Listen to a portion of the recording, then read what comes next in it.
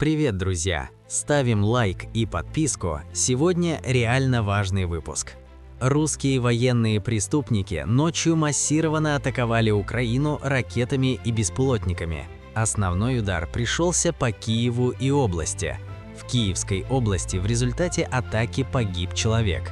Один человек погиб, трое получили ранения в результате удара по медицинскому учреждению в Киеве.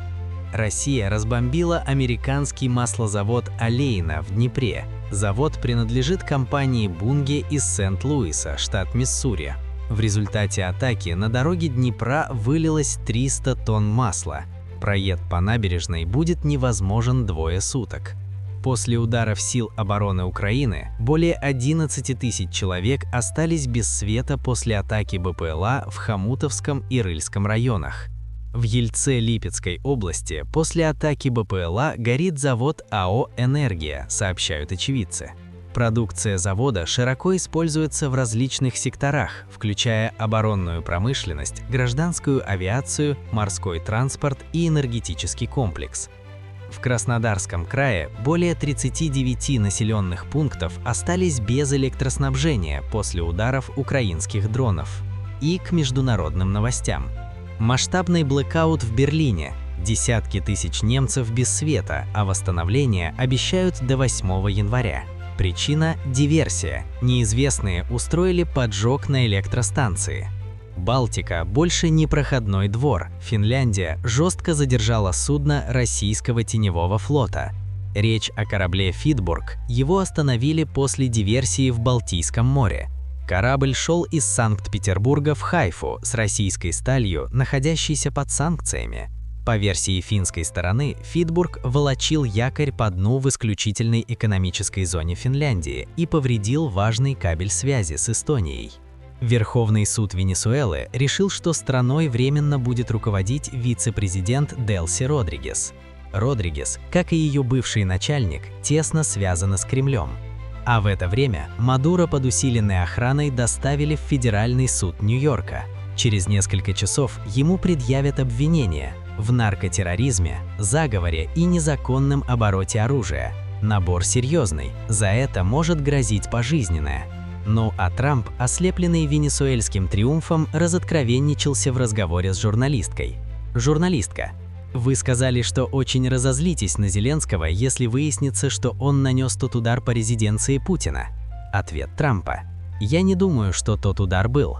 Журналистка: «А Путин сказал вам по телефону, что был. Вы вышли и сказали, что поверили ему. Была некоторая критика».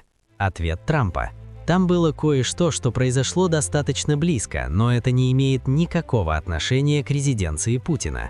Журналистка: «Почему вы поверили Путину в тот момент и сказали такое об украинском президенте?» Ответ Трампа: «Потому что в тот момент никто не знал. Я был первым, кто услышал об этом. Он сказал, что по его резиденции ударили. После того, как мы смогли выяснить, мы не считаем, что это произошло». Дальше больше. В диалог вступает Линдси Грэм и начинает пахнуть новыми санкциями против России. Журналистка: «Вы с сенатором Линдси Грэмом обсуждали новые санкции?» Трамп: «Мы обсуждаем их все время, мы ни о чем другом с ним не говорим. Я не считаю, что с ним слишком приятно говорить, кроме разговоров о законодательстве. У нас готовится прекрасный законопроект». Грэм: «Биль о санкциях».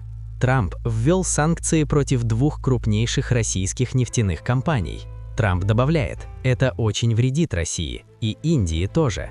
Грэм продолжает: «Я на прошлой неделе был в резиденции посла Индии, и все, о чем он хотел говорить, это как они уменьшили закупки российской нефти. Мол, вы не скажете президенту, чтобы он ослабил пошлины. Так что это работает. Так что я надеюсь, мы внесем этот законопроект до 500%. Трамп выберет процентную ставку для России и ее партнеров». Журналистка спрашивает за Иран. «Там убивают протестующих. Вы сказали, что вмешаетесь в Иран». Ответ Трампа: «Мы посмотрим, мы следим очень пристально. Если они начнут убивать людей, то они получат очень тяжелый удар от США». А теперь перенесемся в Украину. Глава СБУ Василий Малюк написал, что покидает свою должность и остается в системе СБУ для проведения специальных операций. Исполняющим обязанности главы СБУ назначен начальник Центра спецопераций Евгений Хмара. А на этом у меня все. Подписывайтесь на мой канал и ставьте лайки.